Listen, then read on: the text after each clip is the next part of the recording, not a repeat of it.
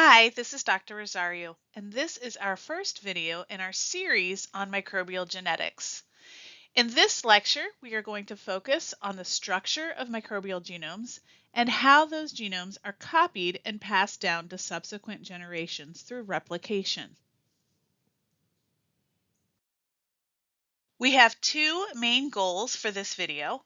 The first is to describe the structure of DNA, and we're going to do a lot of vocabulary defining here. So we're going to talk about the terms genome, chromosome, gene, and genotype and phenotype. So you want to be able to tell the difference between those different terms. And then we're also going to talk about the structures of our prokaryotic and eukaryotic DNA. There is some differences there, so you want to be able to identify what those differences are. And then we will talk about how genetic information is accessed by a cell.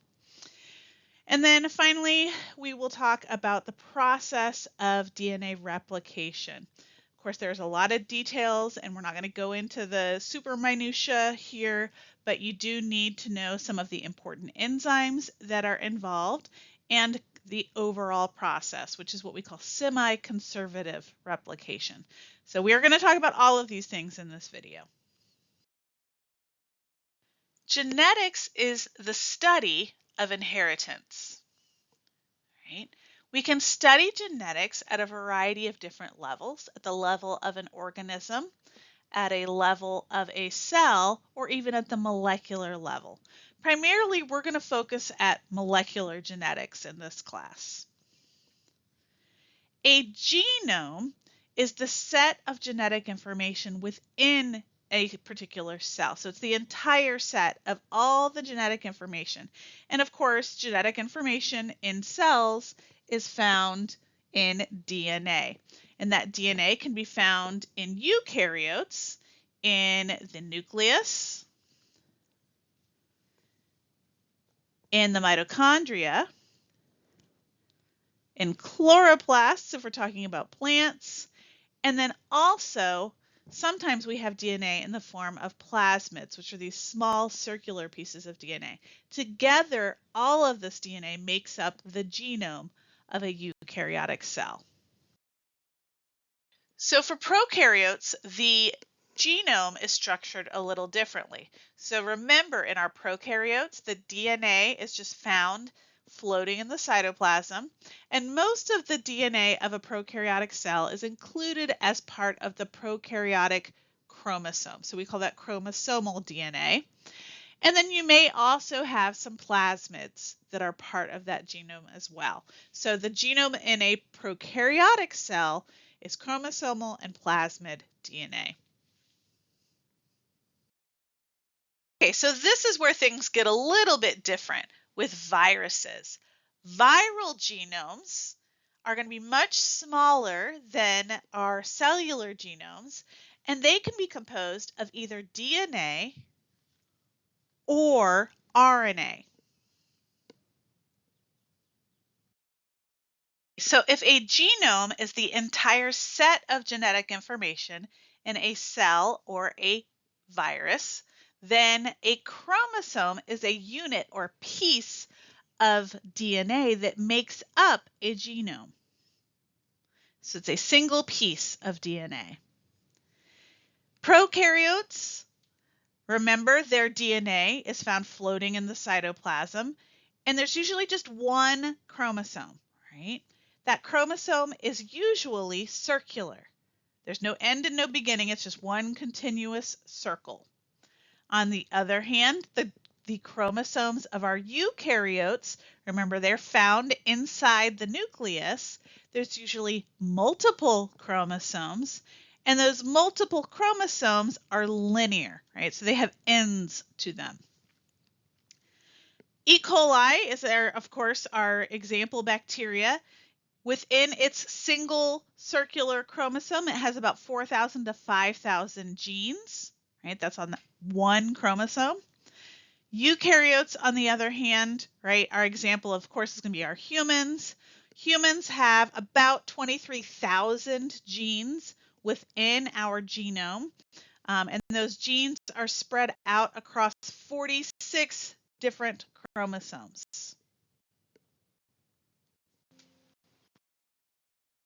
Okay, so that may lead you to our next question. What is a gene? And a gene is a segment of DNA within a chromosome, or maybe a plasmid, that encodes a product. Usually that product is a protein, but it could also be a RNA. Right?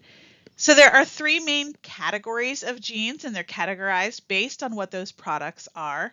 The primary type of gene, the one that we most of the time focus on in this class, is our structural genes. Structural genes encode proteins, and those proteins are going to be involved in building the different components of a cell. Ribosomal genes encode ribosomal RNA, and those ribosomal RNAs are going to be engaged in the process of making proteins because they're going to be part of your ribosomes, because remember, ribosomes are made up of both protein and RNA. And then finally, you have one last set of genes. Those are called regulatory genes. Regulatory genes are pieces of DNA that when they are read, that information is used to regulate the expression of other genes. Or when we say expression, we mean the reading of other genes. So these are actually genes that regulate other genes. The next set of vocabulary terms that we need to define are the words genotype and phenotype. So when we say the genotype, what we mean is what genes or set of genes does an organism have for a given trait, all right? So what is actually the genetic information versus phenotype, on the other hand, that's the physical characteristics that are based on those genes. So it's the physical manifestation of that information that's stored in the DNA. So genotype is what's actually in the genetic information versus phenotype is what we can see, right? So for humans, it's real easy, right? So there's genes that determine your eye color, for example, right? And there's different versions of those genes. What genes you have, we would call that the genotype. And then whether you have blue eyes, green eyes, or brown eyes, those would be examples of phenotypes, right? Those are physical characteristics. With our bacteria, on the other hand, genotype, we look at that at the molecular level. What's the sequence of the DNA within our bacteria? And phenotype might be something like whether or not a bacterium produces a capsule, right? Which when it grows on agar, it looks kind of slimy if it has that capsule. Or if it doesn't produce a capsule, it has a different appearance when we grow it in the laboratory. So those are physical characteristics we can observe. DNA stands for deoxyribonucleic acid. DNA is a polymer made up of subunits called nucleotides. So a chain of nucleotides is a nucleic acid. Each nucleotide in DNA has three parts: a sugar called deoxyribose, a phosphate functional group, and a nitrogen-containing base. We sometimes also call these nitrogen-containing bases nitrogenous bases. Deoxyribose is a 5-carbon sugar, or pentose. When you look at this molecule by itself, I want you to see that each carbon is assigned a number from 1 to 5. This numbering system is important for understanding the structure of DNA. Notice that the third carbon in deoxyribose has a hydroxyl group attached to it. That's the OH. But the second carbon does not. It has just a hydrogen atom attached to it. This is where the name deoxyribose comes from. This is one of the things that distinguishes DNA from RNA. In RNA, the sugar is ribose, which has that hydroxyl group in the second position. When you look at the entire nucleotide, you will see that the phosphate group in each nucleotide is attached to the 5th carbon atom, and the nitrogenous base is attached to the number 1 carbon. There are 4 different nitrogenous bases in DNA: adenine, guanine, thymine, and cytosine. Take a look at the drawings of our nitrogen-containing bases that we can see here. You can see that adenine and guanine have 2 rings in their structure, where cytosine and thymine have only a single ring. Adenine and guanine are called purines, and cytosine and thymine with that single ring structure are known as pyrimidines. There is one more nitrogenous base that you should be familiar with, uracil, which is also a pyrimidine, but is only found in RNA, not in DNA. So we'll talk about that one later. Okay, so in this figure, we have an image of a nucleic acid where we have 3 nucleotides that are linked together. And the bond between the nucleotides is formed between the phosphate group of one nucleotide and the hydroxyl group of another. Together, this forms a special bond we call a phosphodiester bond. So that's a big, long 5-syllable word, but you do want to commit that to memory. When you see that word phosphodiester, think that is the bond that we see in our nucleic acids. That's what's connecting together our nucleotides. So you have the phosphodiester bond between the nucleotides, and then we have 2 ends to this nucleic acid. One end is where we have that free phosphate group. Notice that the phosphate, remember, is attached to the 5' carbon of that top sugar, so we call this the 5' end of our nucleic acid. On the other end of this molecule, we have the free hydroxyl group. That is attached to the 3' carbon of our deoxyribose that's in this nucleotide, so we call that the 3' end. It's important to remember that our nucleic acids have directionality to them. There's 2 opposite ends. You have the 5' end and the 3' end, and in between each one of the nucleotides, you have phosphodiester bonds. Here we are going to take a closer look at the formation of that phosphodiester bond.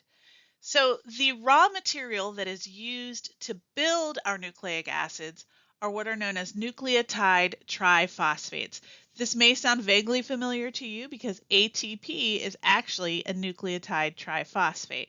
Right? So the key here is that you have 3 phosphate groups that are attached to the deoxyribose in this case, and then of course you've got the nitrogenous base that you can see there. The enzyme DNA polymerase is the enzyme that is responsible for catalyzing the formation of our phosphodiester bonds.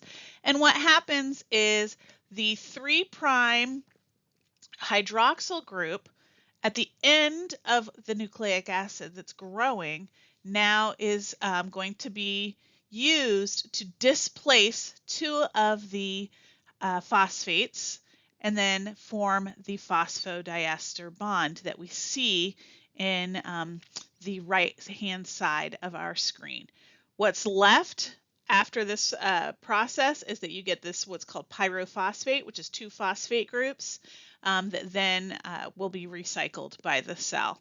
But again, formation of the phosphate bond always occurs between a 3' hydroxyl group and a nucleotide triphosphate.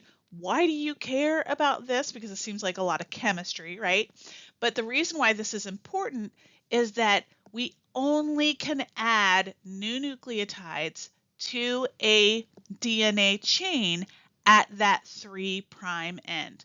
That's why this matters, because as we talk about DNA replication can only occur in one direction, right? As we add new nucleotides to a chain at that 3' end.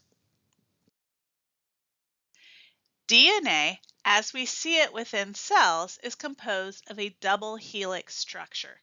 This double helix consists of 2 nucleic acid polymers made up of those nucleotides held in chains, And then those two nucleic acid polymers are held together with hydrogen bonds. Remember from our module 2 that hydrogen bonds are a weak molecular interaction.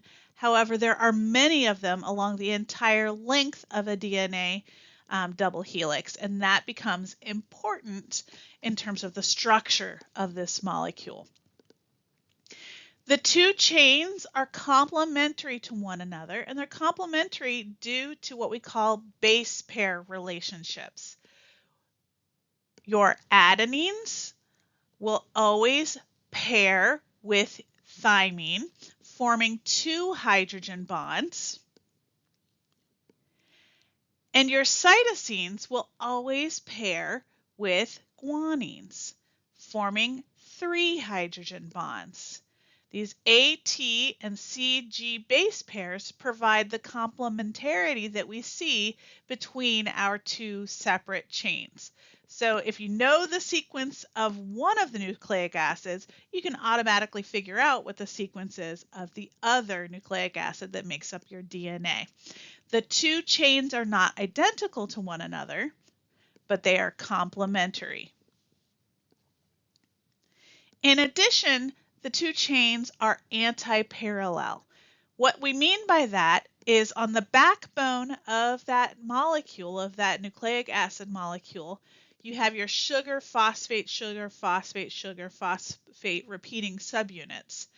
On one half of your DNA molecule, on one nucleic acid, it is oriented in the 5' to 3' direction. And on the other molecule, or other half of the molecule, you can see that it's oriented in the 3' to 5' direction. The two molecules are opposite of one another in terms of their orientation. That's why we say they are anti-parallel. So DNA is both complementary and anti-parallel. DNA is an information storage molecule, much like a book stores information, right? In a book, the letters of the alphabet make up the words and the stories of the book. In DNA, it is the sequence of the nucleotides that holds the information. Now, that information can be accessed in a variety of different ways within cells. So the three main pathways for accessing information include DNA replication, so that's actually passing that information from one generation to the next generation of cells. Then you have DNA expression. That's where we read the information in the DNA and then use that information to make those functional products, right? Proteins or sometimes functional RNAs. And then finally, the last type of information flow that can occur is something called recombination.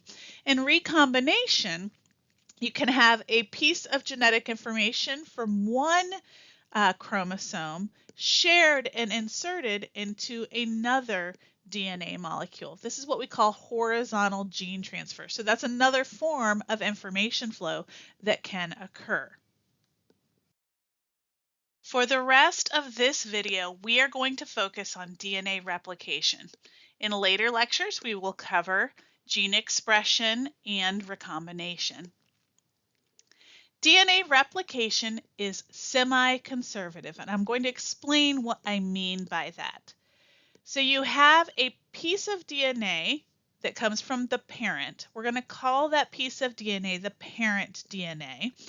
And that parent DNA is going to be used to make two new molecules.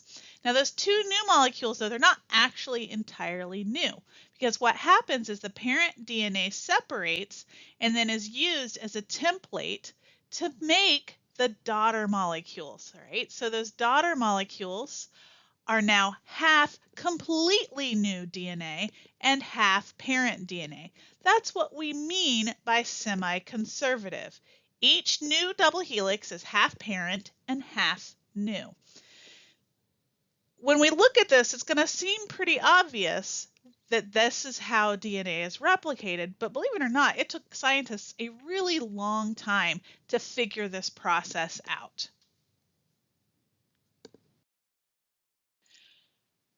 DNA replication, like many of our cellular processes, is controlled by enzymes, Remember, enzymes are biological catalysts. There are over 30 different enzymes involved in DNA replication. For this class, you don't need to know the function of all of them, but just some of the major players. So I'm going to talk through the list here, and then we'll see them in action as we go through the next couple of slides. The first enzyme that you need to know about is one called helicase. Remember, your DNA is composed of a double helix structure, and helicase helps to unwind that DNA double helix. It helps to pull apart the two parent strands so they can serve as a template for DNA replication. Primase is an enzyme that helps get the process started of actually synthesizing the new DNA. It does so by building a short primer or piece of RNA that serves as a scaffold for your next enzyme, which is DNA polymerase. DNA polymerase attaches to that primer and starts adding new nucleotides to the end of it. There are two DNA polymerases. There's DNA polymerase 3 and DNA polymerase 1. DNA polymerase 3 is the main polymerase that's involved in DNA replication. It is the one that actually attaches nucleotides to that RNA primer. And then DNA polymerase 1 comes back in and removes those RNA nucleotides and then fills in the gaps with DNA nucleotides. Finally, there's a ligase enzyme. So as we're taking out those primers and putting in DNA, there are gaps in the sugar phosphate backbone that need to be sealed up to create phosphodiester bonds there. And that's what ligase does, is it fixes any little gaps in the backbone of the DNA that are left behind. And then finally, the last enzyme that I want to mention is topoisomerase.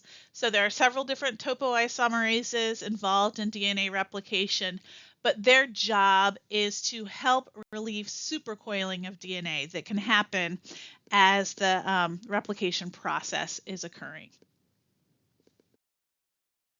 DNA replication begins with initiation.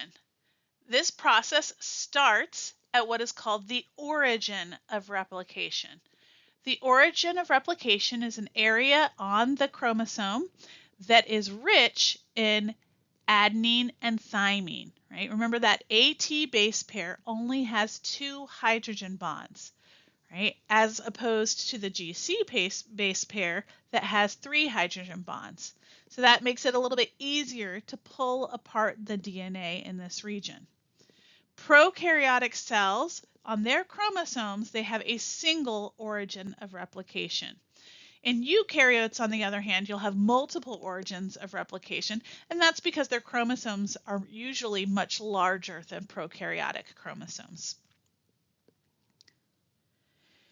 At the origin of replication, you have DNA helicase that binds, and then it starts to unwind the DNA double helix. Notice, when you have this origin, you actually have 2 helicases that bind and move in opposite directions away from one another, and they start to separate out that DNA and they form what we call a replication bubble.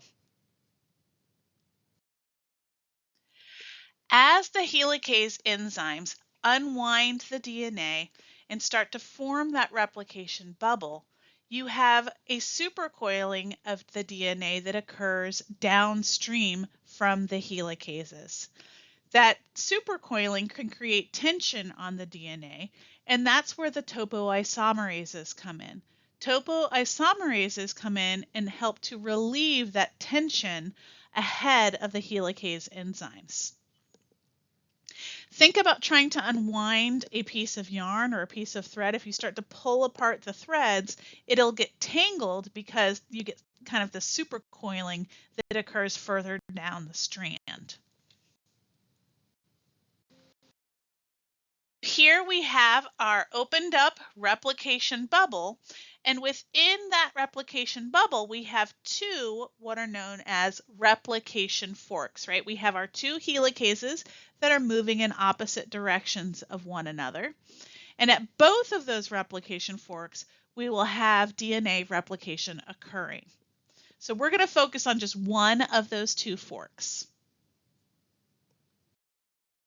DNA helicase pulls apart the parent DNA, you end up with two template strands or two pieces of parent DNA that are going to act as a template for making new DNA.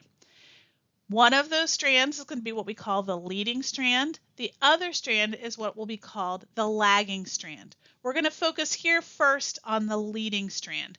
So the first enzyme that comes in after DNA helicase is going to be primase. Remember, primase makes that little RNA primer that then is going to allow for attachment of DNA by DNA polymerase. So here you can see in yellow my RNA primase that has made a very short section of RNA. Polymerase 3, remember, is our main DNA polymerase. It now can attach to that primer and the parent DNA together and then start to pair up the nucleotides that are complementary to that parent strand and make a new piece of DNA building off of that primer. So new DNA is attached directly to that RNA primer.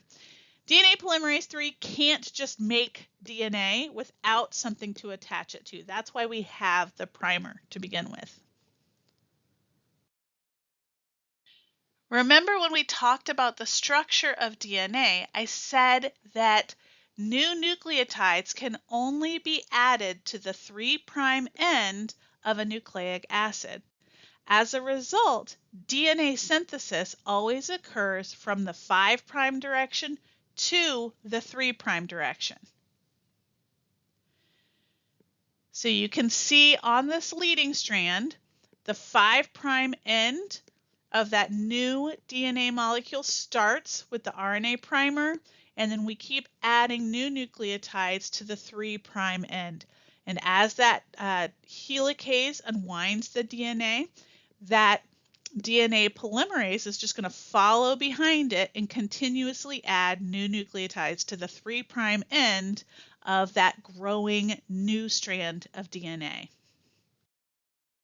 For a second to go back and look at that figure I showed you earlier, remember that the nucleotide triphosphates are always added to the hydroxyl group at the 3' end of that nucleic acid chain.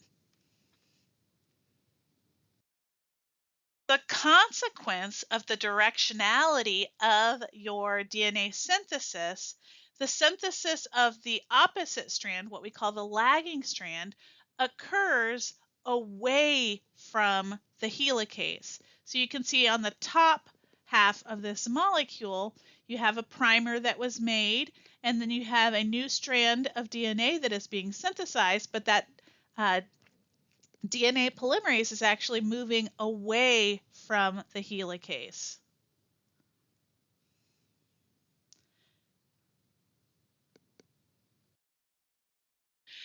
This strand is called the lagging strand, and it is actually synthesized in pieces. As the DNA helicase unwinds a little bit more DNA, DNA polymerase comes in and adds another piece. These individual pieces of DNA that are made on the lagging strand are called Okazaki fragments. So on the lagging strand, the DNA is synthesized in pieces. We say it is discontinuous. Those individual pieces of DNA on the lagging strand need to be connected together. Remember our DNA polymerase 1? Its job is to come in and remove the RNA primers and add DNA to the 3' end of each one of those pieces. So you can see here what has happened is the DNA polymerase 1 has come in, it's removed the RNA nucleotides and replaced them with DNA. What I want you to notice, however, is there is still a gap in the DNA backbone. Right? It is the job of DNA ligase to come in and seal that gap, to create the phosphodiester bond between those two fragments of DNA. Job of DNA ligase to come in and fill those gaps, to connect the pieces of that sugar phosphate backbone. That then creates one continuous piece of DNA. Okay, so remember, the prokaryotic chromosome is just one big circular piece of DNA. DNA replication begins at the origin, right? And each prokaryotic chromosome just has a single origin. Once the DNA is unwound, that forms that replication bubble, and you have two replication forks on either side of the replication bubble, and you have DNA synthesis on both the leading strand and the lagging strand at the same time. Replication proceeds, that replication bubble gets larger and larger as those replication forks travel along the length of the chromosome. Eventually, the replication forks meet on the opposite side of the chromosome, and then you have pulling apart of the two new pieces of DNA. That is actually facilitated again by those topoisomerases. There's a specialized enzyme called DNA gyrase that helps facilitate that pulling apart of the two new prokaryotic chromosomes. Now have two new completed chromosomes, and they are ready to be divided into two what we would call daughter cells, right? So that is the completion of prokaryotic replication. Remember, initiation starts at the replication or at the origin of replication that forms the replication bubble. And then you have those two replication forks that travel around that circular chromosome until they meet at the other side. And then eventually those two duplicated chromosomes are going to be pulled apart. And that usually will occur during binary fission in our bacterial cells. All right, so that covers replication in kind of a nutshell. In our next video, we are going to cover gene expression.